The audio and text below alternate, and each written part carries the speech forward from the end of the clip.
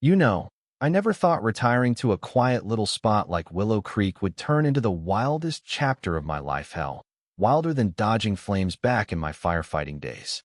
I'd spent 30 years as a captain in the city department, seen too many close calls, lost buddies to the job, and after that last big blaze where we couldn't save everyone, I just needed out. So I packed up, headed to this sleepy suburb nestled in the hills of Northern California, bought a modest cabin backing right up to an old dirt trail, the kind that's been there forever, snaking through the woods as an emergency access road for fires, floods, you name it, and figured I'd finally get some peace. Maybe fish in the creek, tinker with my truck, forget the nightmares that woke me sweating at 3 a.m. But peace? Yeah, that lasted about as long as a cheap cigar. Turns out, this trail behind my place wasn't just some forgotten path. It was a lifeline, etched into county maps since the 50s, wide enough for engines to rumble through if the main roads jammed up. It reminded me of my old partner, Mike, God rest him, would always preached about backup routes saving lives, right up until that warehouse inferno took him because the exits were blocked.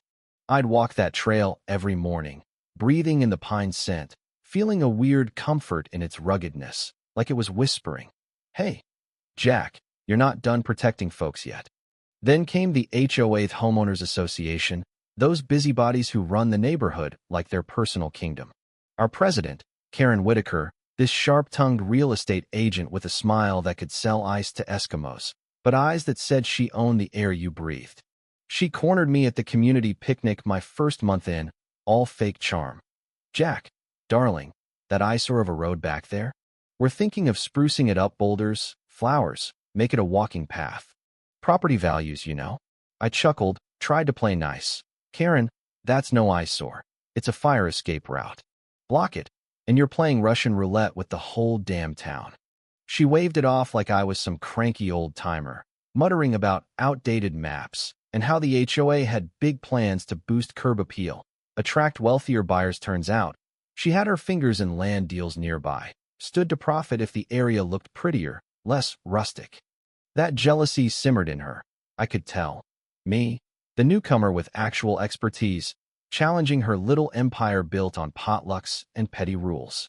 At first, I brushed it off, but then the newsletters started landing in my mailbox, glossy things touting beautification projects for the trail, sketches of fancy landscaping that'd choke off access.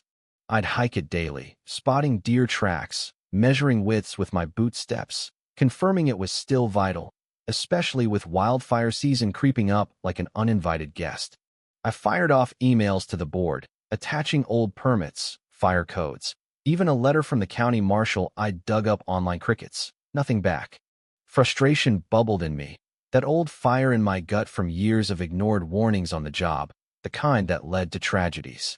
So I showed up at the next HOA meeting, heart pounding like I was suiting up for a blaze, stood there in my faded flannel, holding printouts. "Folks, listen, he's seen what happens when escape routes get compromised.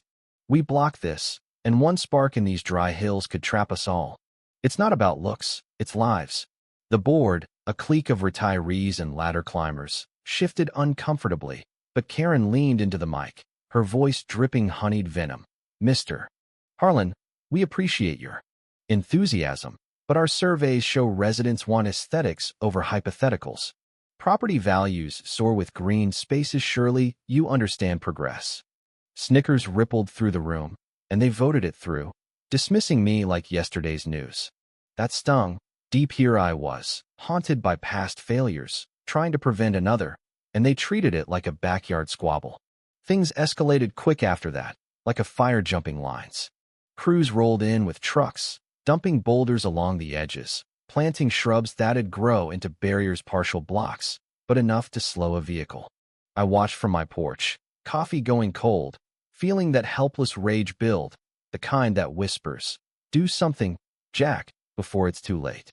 I called zoning. The fire marshal got promises of inspections, but bureaucracy moves like molasses. Then Martha Jenkins slipped me a note after church one Sunday. She was on the board, a quiet widow who'd lost her husband to a heart attack years back, knew about grief and overlooked dangers. "Jack," she whispered over pie, "Karen's pushing this hard, says the trail cuts through prime view lots she once developed. Board's scared of her. She's got dirt on half of him from old disputes. But you're right, this is reckless. Her words lit a spark in me, but so did the threats that followed anonymous letters in my mailbox. Back off, or we'll fine you into the ground. Even a cease and desist from the HOA lawyer claiming I was harassing members. Intimidation, pure and simple, rooted in Karen's power trip, her fear that a has-been firefighter might unravel her control. I wasn't backing down away, not after Mike's ghost kept nagging me in dreams. I printed flyers, simple ones, save our escape route facts over flowers, handed him out door to door, chatted with neighbors about real risks, the way droughts had worsened, how one lightning strike could turn Willow Creek to ash. Borrowed my grandson's drone, flew it over the trail, captured footage of the narrowing path, posted it on the community Facebook group. Boom. Shares and comments exploded, folks waking up. Karen fired back, of course, her rebuttal slick. Online posts calling me a troublemaker stirring paranoia for attention, even rallying a few yes-men to doorstep me. One guy sneering, "Mind your own yard. Harlan, nobody asked for a hero." But the deeper cut was the manipulation. Turns out, she'd twisted arms at meetings, promising lower dues if they backed her vision, preying on folks' greed and ignorance about the land's history. I documented it all, photos, timestamps, even reached out to a local reporter buddy from my city days. By midsummer, they'd gone full throttle.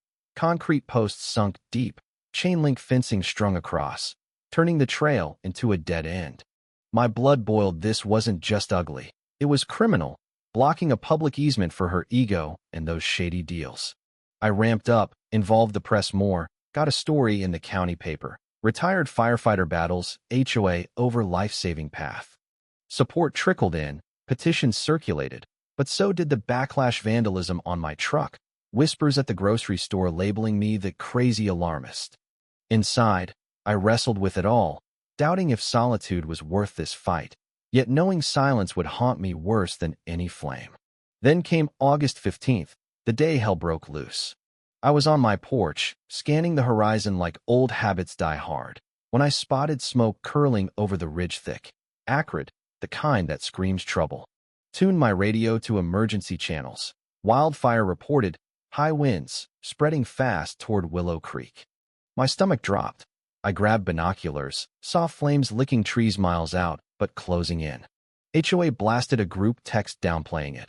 Minor brush fire. Stay calm, evacuate via main road if needed. Bullshit. They knew the main road was a bottleneck, prone to wrecks and panic.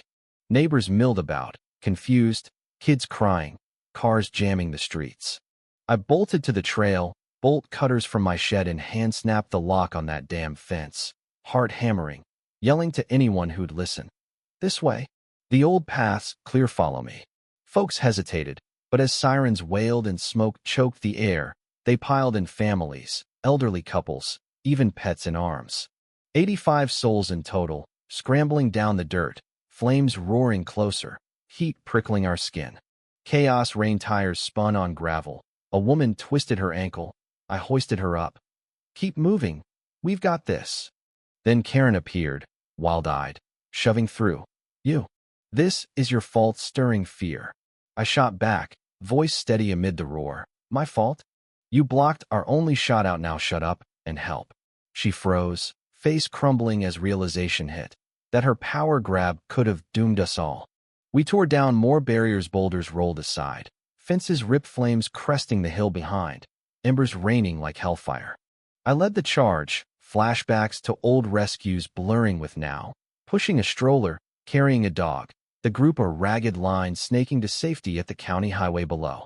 Wind shifted at the last second, divine mercy or dumb luck, flames veering off. No deaths, but homes scorched, the neighborhood scarred.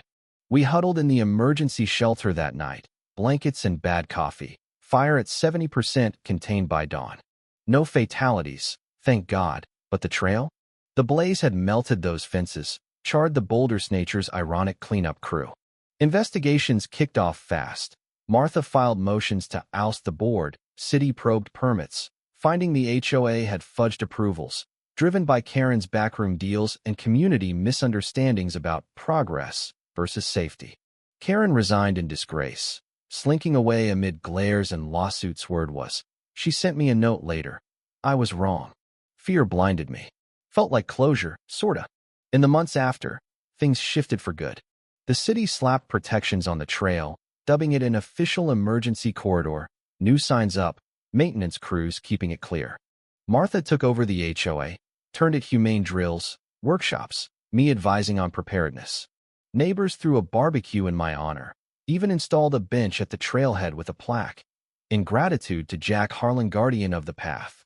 Fall brought healing rains, leaves turning gold, and I found peace walking that trail again.